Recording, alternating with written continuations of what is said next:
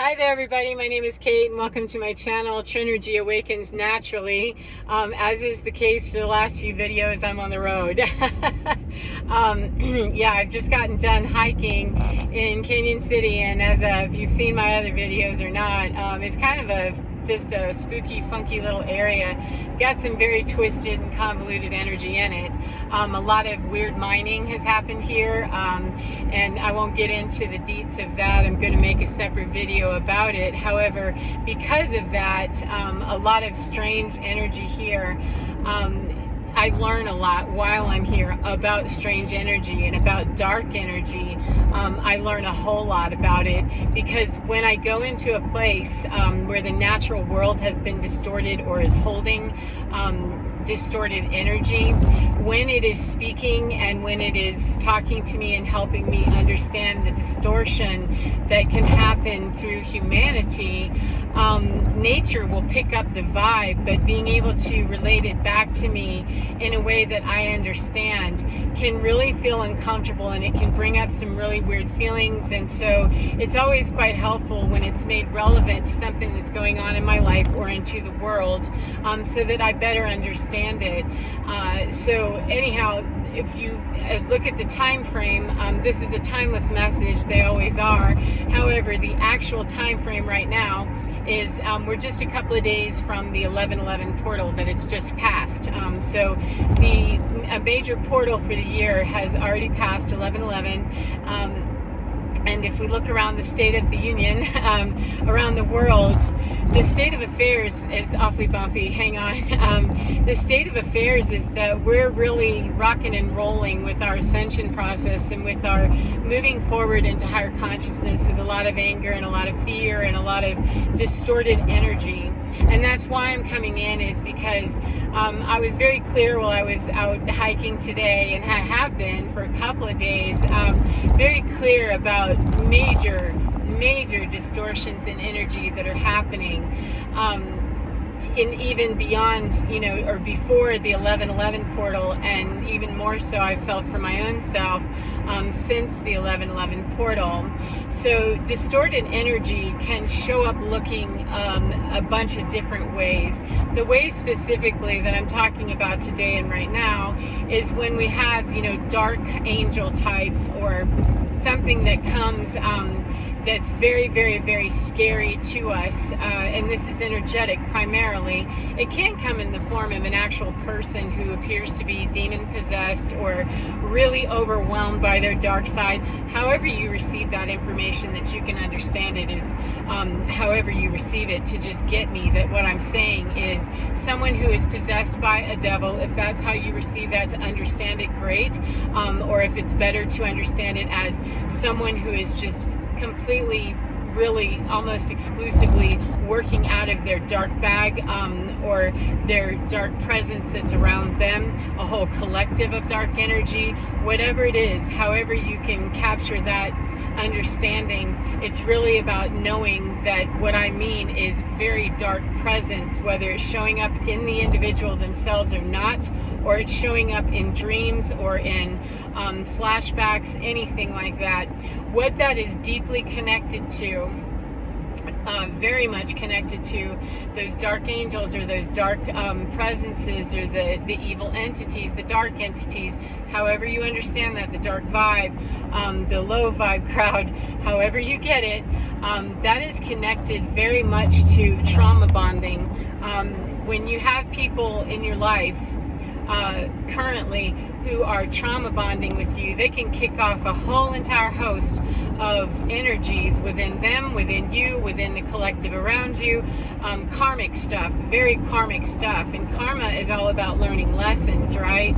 Well, most of us, we didn't come here without needing to clear up some karma, at least since we got here, if not long before we arrived here. And that's the whole story that is irrelevant to the conversation at the moment. However, I'm not talking about just karmic energy. I'm talking about either collectives where karma has been building up for so many generations that it's so dark that it seems quite devilish, or it is quite devilish, however you receive that information. Or there's the karma for this lifetime has been so severe that it is really hampering a person's ability to reach into their own entity, their own divinity, and find their light anywhere. There is no person on this planet. There's no human being that does not have light within them somewhere. However, we have huge populations of people that absolutely are working out of their karmic energy, their dark energy, however they acquired it, don't care, that they're so far away from understanding that they have a light, they need a light, they are a light, they could use a light, whatever. They're so far away from that because of all of the surrounding stuff around them. They either don't know, they don't care, they don't want to know, they're too lazy to get invested in figuring out a different way, they're having too much fun playing in the Matrix, enjoying all the glut and glory, whatever it is. I have no idea, what each individual person's story is. I just know that there is no human being, in my opinion, and nothing I've been told through spiritual understanding, or the downloads I've received, nothing tells me whatsoever that there are soulless beings. There are people who are absolutely, they look like soulless beings because their light is so dim that they've been overrun and overwhelmed and consumed by the darkness, either from within their own story or from the karma of the generational crap that they brought with them, or that they were born into, that they carry. However all of the story wraps around it, we all have our different understandings and how far we go into our reincarnation or past lives or Akashic records, cosmic records, and the cosmic libraries, etc. And that's a very individual process for people to pick apart, and I don't get into. So I just try to broaden it out in a bigger understanding so that people can get a better handle on things, that they can go back to their own world and then apply that through the Akashic records if that's what applies to you, or whatever your understandings are. But those dark angels, or the dark visitation, or the hoodoo, voodoo, voodoo, whatever it is, black magic, that dark stuff, when it's tying in to a trauma bond, particularly with human beings that we have history with, those are the people that will have trauma bonds all day. And because we learn, generally speaking, human beings, born into dysfunctional and codependent families, which was the old paradigm, all of us pretty much were born into that system. It was just the matter of the severity of it. And depending on how much that family system, that dynamic, is already carrying dark and nasty and ugly energy, that can be how much we're going to be trauma bonding, and how much we learn dysfunction and toxicity and all of those terrible dynamics that really keep us quite unhealthy and codependent on the system.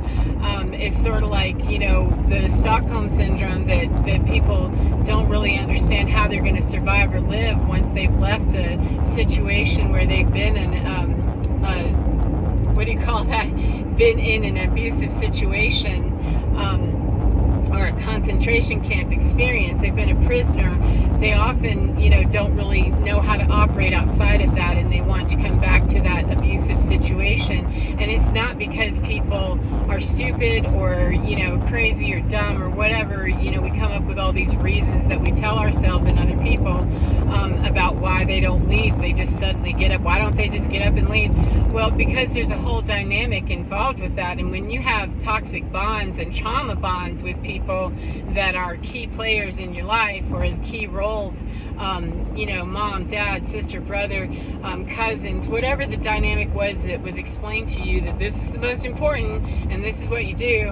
When we have toxic bonds with that and trauma bonds with that, we're hooking into the weakest parts of our childhood or our makeup. And we may or may not always understand that I didn't really have anything terrible in my childhood. Nothing really happened. I don't get it.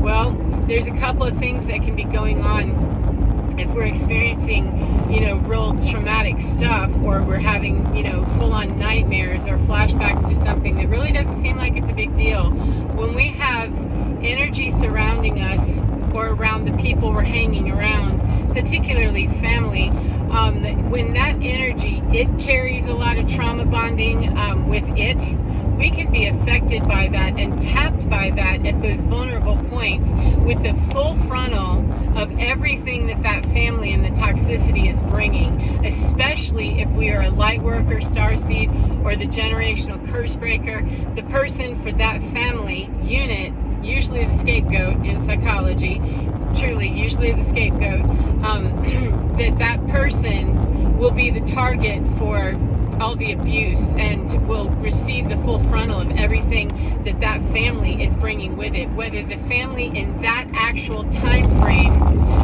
that the person is existing or the family is existing, whether that family itself has articulated the abuse on such a grand scale as the person is feeling. So what I'm saying is you can actually have people who've had what appears to be minimal abuse, and yet they are having maximum experience of flashbacks for the minimal abuse. So they can have that going on, or they can have repressed stuff, absolutely, that's going on, and repressed stuff from generations of past lives and things. That's where it's helpful sometimes, not always, but sometimes, for people to really dig into their own psyche and into their own understanding, their own awareness, and their own spiritual baggage, to find out, I'm having a major response to this, a major reaction, or I'm having nightmares of stuff that I know didn't happen, and may not have.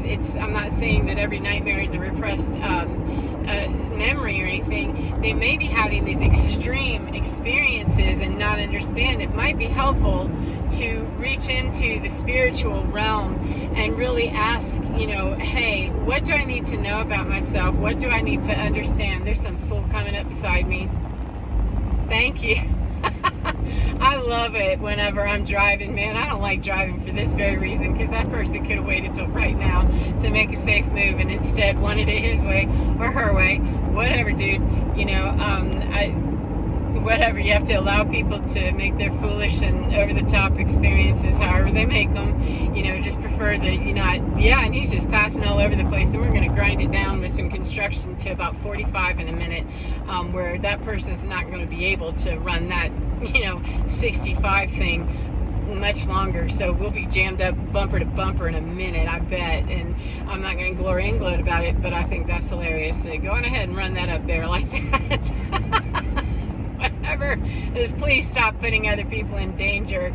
So what was I saying? Anyway, I don't remember. I got myself a little bit distracted. But what can happen is that people will not understand always the big and crazy extreme feeling reactions that they're having, or their family will gaslight and tell them that it's not that big of a deal, and blah blah blah. And it's very important to be able to reach inside and ask our team.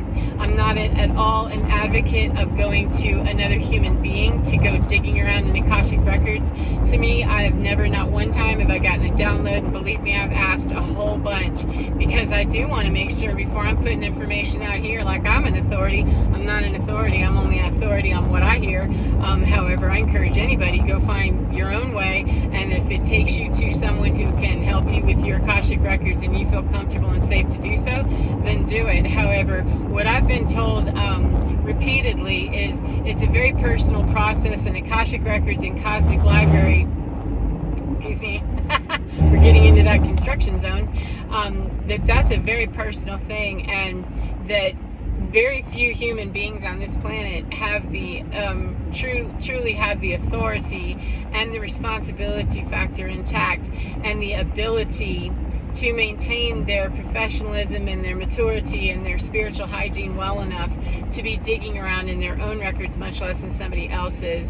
And there are people out there who are doing that kind of work with past life regression and things like that, that are quite successful and been quite good and have been very helpful in doing it. However, we have to be super careful when we're giving away any piece of our authority. And if we're going to someone and asking them to help us figure out, why am I having so many extreme reactions, or I feel like this might be related to a past life, or I have a very contentious relationship with this particular person in my family and I just don't understand, I'm always going to hold it out there, honestly, and so far it hasn't changed, thus far it has not changed one time, but I'm always willing to keep my mind open. If I get another download, I'll change my mind to the other side if it changes, but I'm always going to contend that the best way that I can answer that question is to go inside of me and really get that relationship worked out on a very deep and personal level with my own team,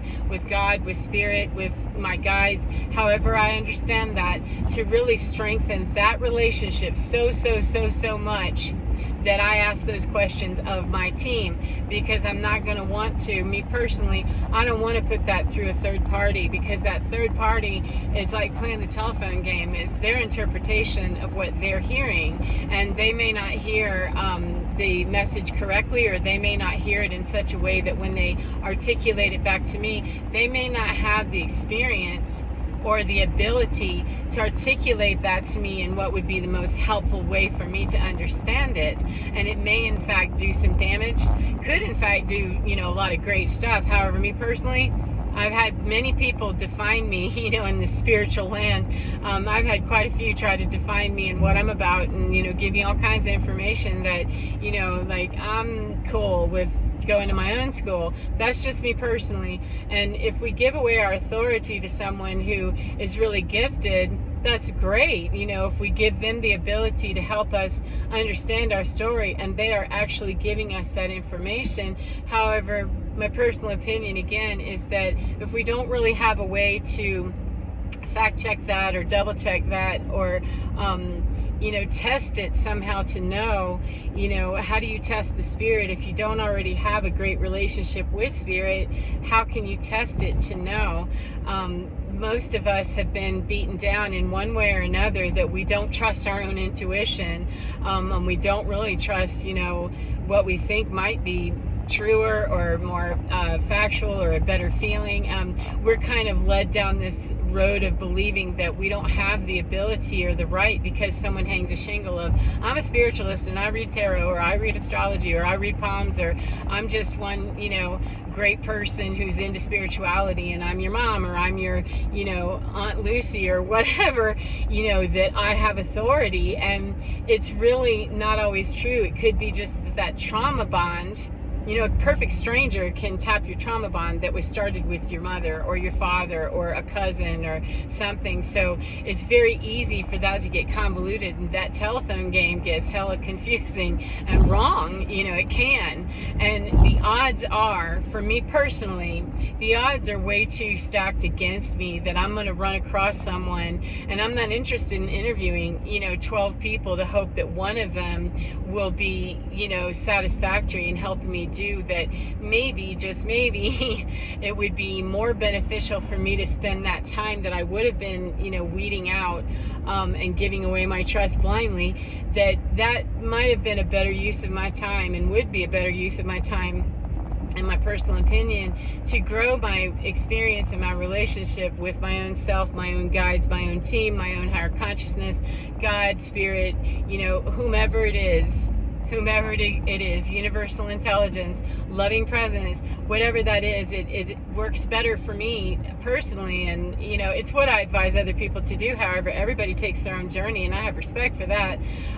That when we grow that relationship, we have a better chance of getting the correct answer, and then being able to say, wait a minute, hold on, if it doesn't make sense. Whereas a perfect stranger, or someone who's reading cards for us or doing our Akashic regression or something like that, may or may not be willing to take an hour's worth of questions regarding what you're asking clarification for, without charging more money. And then it turns into a marketing thing, and I gotta make bank and I don't have time, because humans are currently very driven still, even though we're in the transition period and the shift has happened and the age of Aquarius is coming in. People are still very driven by their bag. They're very much driven by the dollar, and so it's too easy to slip into those places where the trauma bonding can have us there with a person who, we're projecting mom issues or dad issues or whatever issues, and looking for the validation or looking for the healing in a very spiritually sound way where we're seeking, and yet what we're finding is someone who may not really be returning that same level of innocence and clarity or beauty or love or whatever. It sounds kind of foo-foo, and yet it's very, very, very true that the dark angels and the dark stuff is really, it can dress up in a lot of different ways. I personally find it just so much easier when it wears its dark and ugly and it just shows up like that, like, oh, thanks, I appreciate that. Because when it shows up as the smiling, grandmother type, or, the uncle so-and-so that's just so loving, and or whomever, this benevolent thing, and it's really working in a very dark way, it can be very misunderstood. It can be very misleading and leave us in places of going, but wait, especially when it's tapping trauma bonds. And if you're talking about stuff that you don't really know that you're even trauma bonding with someone, most people have some sort of unhealthy attachment to something or someone in their lives, because that's the old paradigm and it makes sense, and I'm not talking about just addictions or, codependent relationships. It's the matter of the extreme nature of it. Sorry. It depends on how extreme the attachment is and what it is.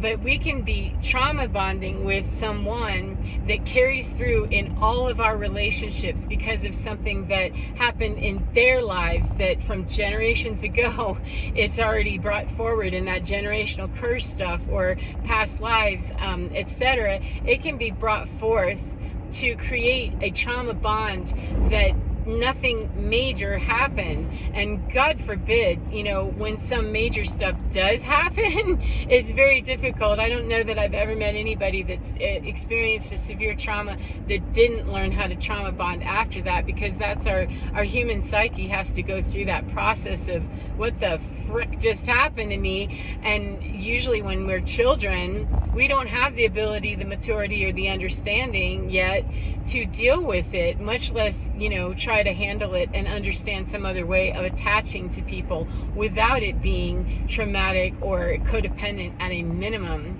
So understanding a lot of different points of contact on this is that we can be really attaching to people who may or may not have our best interests at heart, despite the fact that they're in a very helping profession. Some of the most twisted people I've ever seen in my world were in helping professions, and spiritualists, or people that were twisted up in their own story at a minimum, and some of them just twisted up period with very, very unhealthy and toxic ideas. And that's part of the reason that you find a lot of therapists, counselors, etc., that they are deeply wounded people, and they go into those professions because they're looking for their own healing and they truly want to be helpful. Some of them just like the victims that, cool, I'm going to get a whole bevy of these people, this is going to be fun, and they're awful about it. But a lot of times it's just people that are quite interested in healing, and they don't understand that it's not really healing yet when it's not, when we haven't reached our own healing. We're not going to offer, true healing to other people if we think that we're the healer and we really believe that we're the ones that create that. What the truth is that trauma bonds are based in that, and that's what it'll tap. But what we really would be better understanding is that me saying I'm a healer, I am an energetic healer in that, and I will claim that to some degree. However, what the deal is it's coming through me, just the opportunity to hold truth, honesty, and loving presence with someone that they can deal with their own trauma, their own history, their own understanding, and just holding that space open long enough for them to feel the presence of whatever it is they feel. And that, to me, is where the heal is. It's not me that's doing anything, because it's too easy for me, if my ego got all involved and went, well, I'm this, then I could sound like a whole lot of spiritualists and a whole lot of pastors and ministers and presidents and soccer moms and libraries everywhere, making all of these radical statements. And it doesn't matter what echelon of society it is, or the economic bracket. It happens everywhere on all levels. So you apply this knowledge to wherever it might fit. But it's really truly about when we're offering up someone the space of, hey, this is a safe place, that I'm healed quite enough that I can hold my own and not get tapped by your pain, that your pain and whatever obnoxious stuff has happened to you and horrible stuff has happened to you is not going to trauma bond with mine, because there are no wounds open for me that are looking for validation. I don't need other people to act a certain way. I don't expect that someone's going to say, oh, thank you for, doing this for me. If I have no expectation of another person or our relationship, whether I'm a healer or not, if I have zero expectation, then that means that I'm truly healed enough that someone else's wounding is not going to wound me, because it's not going to be poking at, a scab or an open sore or something. If something wounds me, hurts my feelings, or I get mad that somebody does not want, what I have to offer and things like that, that's really about me. And that's a trauma bond. That's a connection. That's an attachment at a minimum, depending on, how you want to label trauma. At a minimum, if it's bothering me this much, then it's an attachment of codependency, that why do I need that validation from thee? And if it's something that explodes my head off and makes me just, that's a trauma bond. That's how we can tell when we have those over-the-top reactions, or we're super manipulative, or we're stalking somebody, or we're really micromanaging, or we're moving in ways that try to control someone else or control a population of people. When we need validation, when I need somebody to tell me after a Reiki session that, thank goodness, you were here to save my life or save my world. I do Reiki with people and they are there receiving my best intention, and I have to just walk away knowing that I'm there doing what I know to do is what I've been asked to do, and that it's the right thing to be doing. No matter what their experience is, I'm only there to know and validate my experience of that. However, I cannot assume that I've done anything except bring good intention, which is always the greatest thing that I can bring, because it allows that space to open up in the cosmos, in the space-time continuum. It can open up that space, which will ripple forwards, backwards, all over in the fabric of 3D from the 5D, and it will affect everywhere. That if I'm going in with the most sacred intention to bring an open space of healing, then that healing is happening no matter what it looks like. And I cannot be expectant that I need for it to look this particular way for validation. That's an ego thing, and it's an attachment thing. And depending on how angry or upset or that's where we can go into the degrees of, is this just an attachment and needs to be tweaked and refined and let go, or is this a major, this is a trauma bond that, why would I care? And anywhere where I'm having even the slightest burp on something is right there at that point where I can do those investigations. And if there's a person out there that can get that fine and fine detailed with us, they're going to probably charge us a whole lot of money to be at that micro level of trying to understand ourselves, which is why I'm telling you, I personally don't believe there's a person out there that is going to be that level coach that will be healthy and cool for us. I would rather be the kind of coach that is telling someone, look, here's the broad understanding, here's some intuitive hits, and take this and do what you need to with it. And I want to be, the person that, if I was a doctor, I'd want to be the doctor that was, healing people away from me, go, get better. Sorry, I'm all over that rumble strip, just making all kinds of noise, Heather. That the doctor or the healer that's healing people away, that it's not me that's doing the healing, it's me perhaps opening up that space and a person's willingness to embrace that and really reveal themselves and allow that vulnerability out there, that's what brings in some of the most precious energy that you can possibly find, is just being that vulnerable and that open. It's that we don't find ourselves generally. Most people don't. They either find themselves, let me clarify, they either find themselves completely wounded, broken, vulnerable, and beat the hell up by everybody because they're showing up naked and out of their shell and, like an oyster that's just been cracked open and their pearls smashed every time they open their shell, and they can't quite shut their shell because of that trauma bonding thing, or they're walking around just completely shut down and not vulnerable at all. We're kind of an either or society, and truthfully, it's finding these safe people. And we will not always know what safe people look like, smell like, sound like, feel like, and taste like. We won't always know that if we don't have a relationship with our own soul and our own spirit beforehand.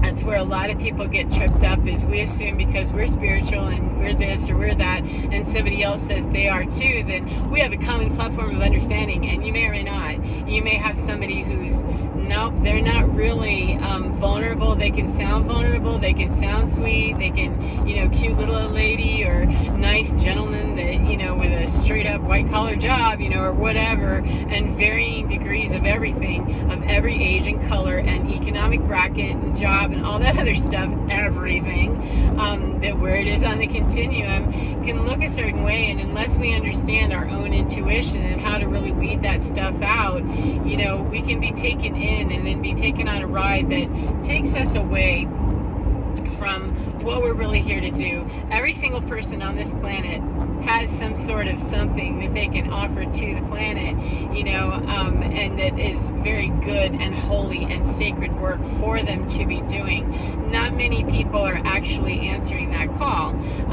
though there are many that say they are, and I can't judge. I'm not going to tell somebody that they're in their purpose or they're not in their purpose.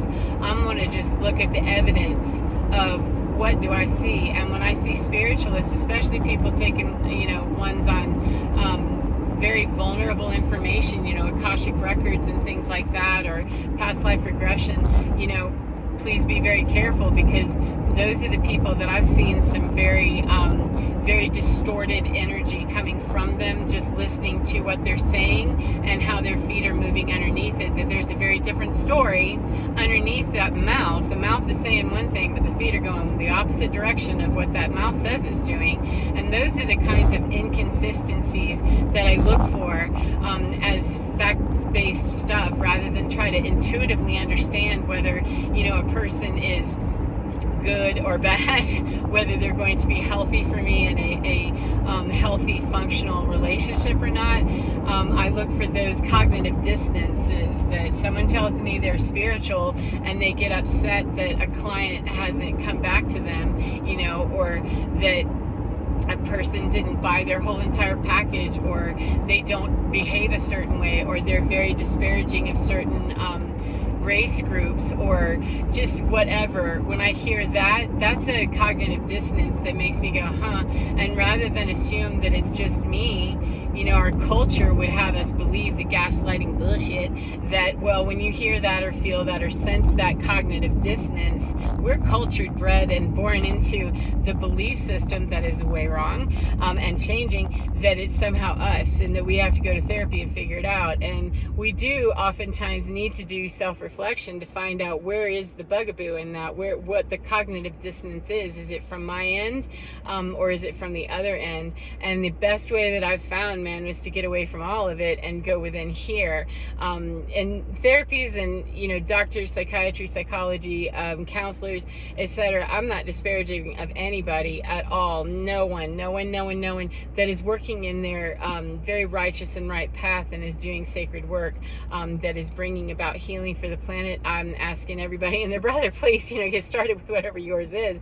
I'm just saying that I've come across a whole lot more unhealed and unskilled people that were willing to trauma bond with me without me understanding that that's what was going on, and it wasted a whole lot of time, and then putting those dark energies and dark intention of, family members or generational whatever, that attach to, however it happens. My life is only one life, but we have about 8 billion on the planet, that there's, a few of us out there that have had those terrible attachments, whether they're, within an actual person that we're still in communication with, or they're, overlord energy that's just bound to the family somehow. And that's why it's important to know how to disconnect, and disallow and disavow and disempower that energy whenever it's showing up, because that trauma bond will grab us and slap us around, beat us to the ground, and we'll believe through that gaslighting bullshit that we're somehow responsible, or that we somehow have to stick around. And let me tell you something, that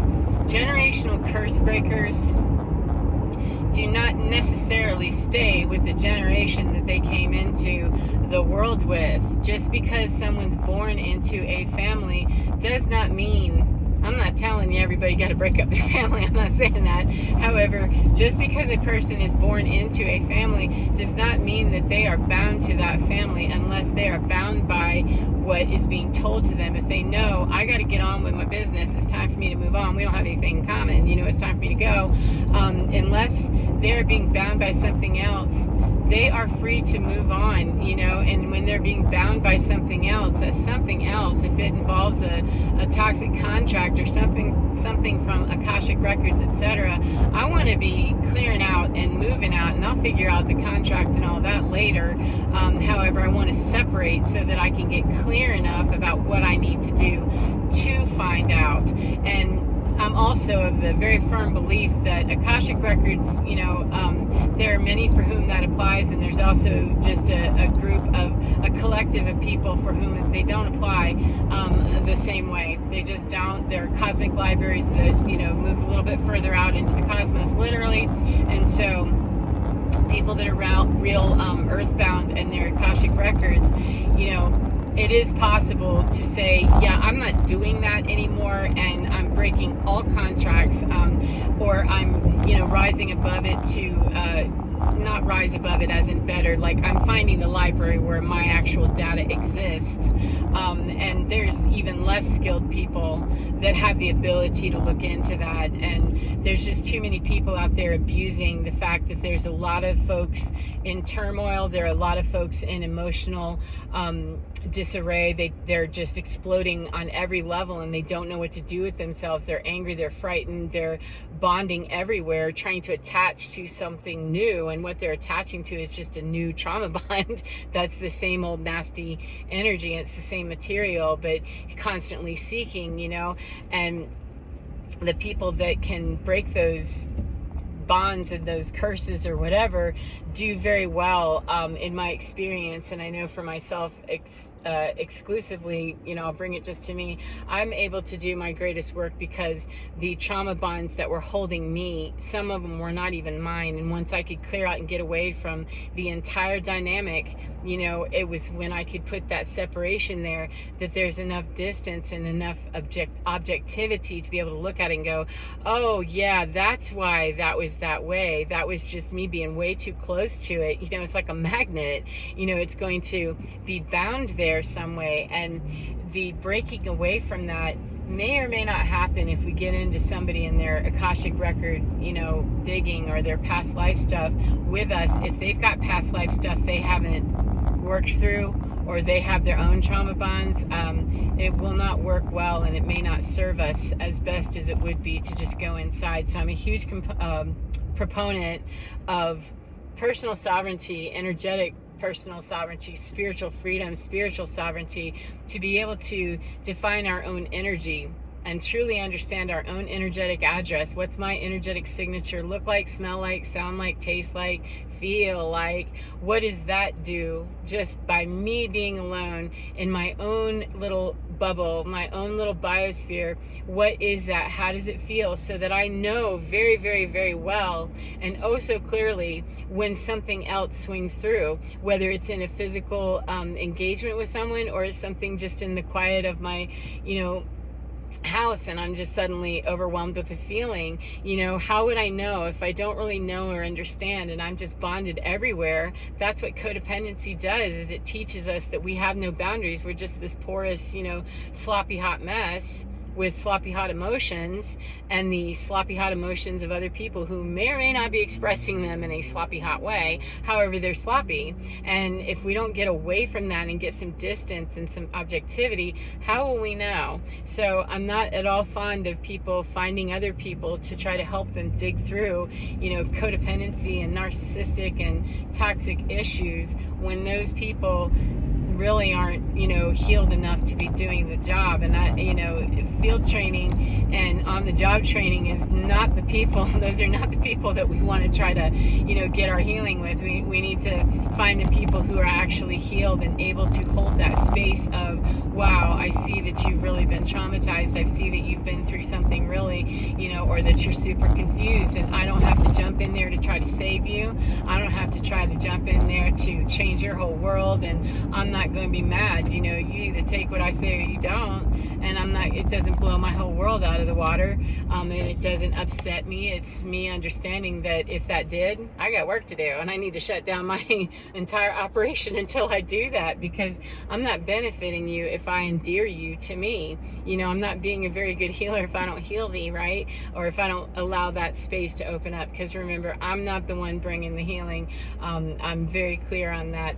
Catherine Coleman, she was a kind of a tent revivalist healer from the 70s, 80s or so, very far right, not somebody I thought I would ever listen to, but I did a couple of years ago, and she was so very clear in saying that faith healing is about me just opening up and saying, do you have the faith? And I'm going to open up because I have the faith that you can be healed, but do you? And if you're healed, then that means you have enough faith, you have enough belief, you have enough something. And if you're not healed, you have enough faith, you have enough something that you can take the answer that you got and keep it moving no matter what you got.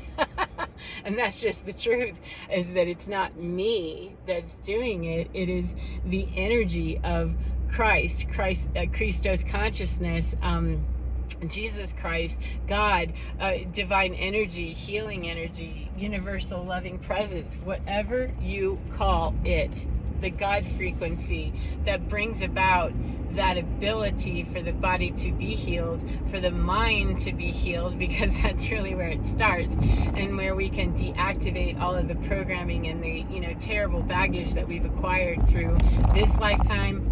Ooh, people just pulling out all kinds of dumb stuff. Thank you.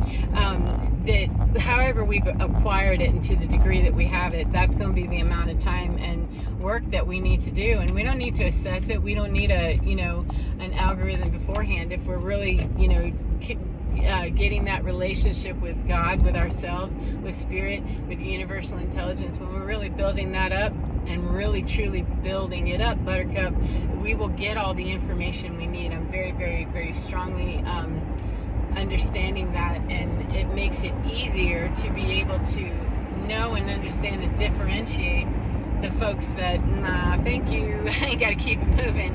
And truthfully, it sounds like, just antisocial, anti-everything, and I'm not. I don't want to waste my time, trying to help other people or be helped by people who are not truly in the same vibrational field. We're not going to really offer much of anything to one another except an opportunity to heal, which is great, except that might be a remedial lesson for both of us if we've been here before and we're just, creating a wound that there wasn't really one there. And if I'm overly triggered by it, then of course, but if it's just a one-way, thing, that's a reciprocal relationship that's really not happening. And that's where the knowledge really comes in, is that it needs to be reciprocal and equitable reciprocal, which doesn't mean that somebody's 50-50 in terms of what they do for me. It means the energy exchange is very balanced, and that's a very different understanding. So before I go off on another tangent down another road, we've already been down one, and oh, there's just such a pretty little car there. I don't think you'll be able to see it in my rear view. Or, yeah, that's too bad. There's a turquoise car, probably 1950 something. No idea what it is, but an appreciation for the color alone.